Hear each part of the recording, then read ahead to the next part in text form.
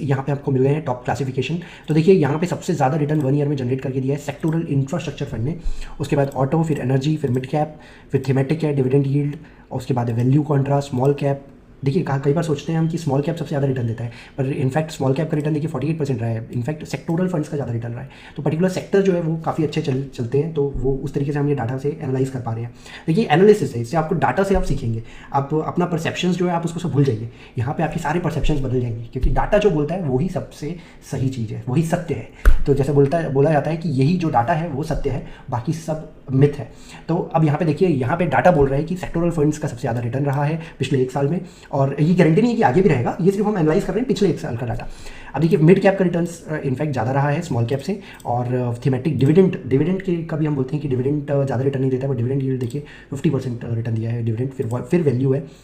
और फिर उसके बाद स्मॉल कैप है, फिर फार्मा, फिर थीमेटिक, फिर index funds, large and mid